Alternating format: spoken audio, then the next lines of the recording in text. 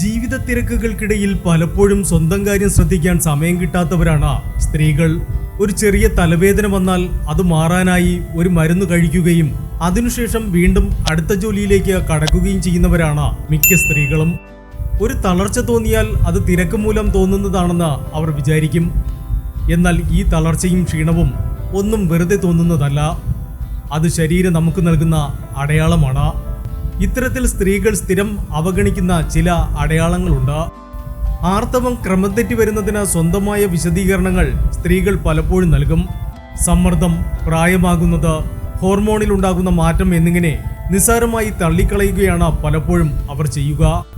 എന്നാൽ അമിതമായി ഉണ്ടാകുന്ന രക്തസ്രാവം, രണ്ട് ആർത്തവങ്ങൾ തമ്മിലുള്ള അകലം വളരെ കുറയുകയോ വളരെ കൂടുകയോ ചെയ്യുക എന്നിവയെല്ലാം ഹൈബ്രോയിഡ്സ്, തൈറോയിഡ് പ്രശ്നം എന്നിവയുടെ ലക്ഷണമാകാം. ചിലപ്പോൾ ചില തരത്തിലുള്ള ക്യാൻസറിന്റെ വരെ ലക്ഷണമാകാം. ശരീരത്തിൽ പുതിയതായി ഒരു മാറ്റം വരികയും അത് സാധാരണ നിലയിലേക്ക് മാറുകയും ചെയ്യുന്നില്ലെങ്കിൽ എത്രയും വേഗം ഒരു ഡോക്ടറെ സമീപിക്കേണ്ടതാണ്.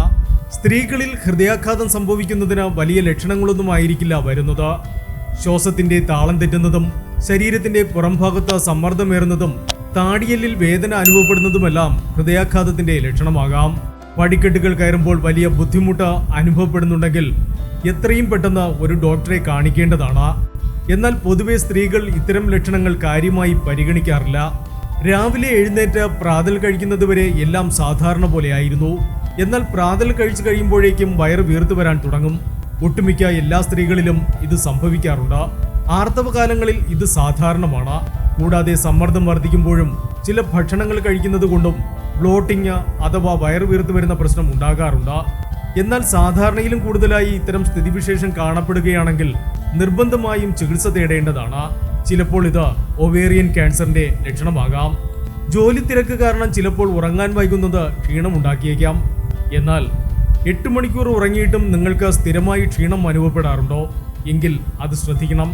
എത്ര വിശ്രമിച്ചിട്ടും ക്ഷീണം തോന്നുന്നുണ്ടെങ്കിൽ അത് തൈറോയ്ഡ് പ്രശ്നങ്ങൾ കൊണ്ട് സംഭവിക്കുന്നതാണ്. കൂടാതെ അനീമിയ പോലുള്ളവയും ഇതിന് കാരണമായേക്കാം.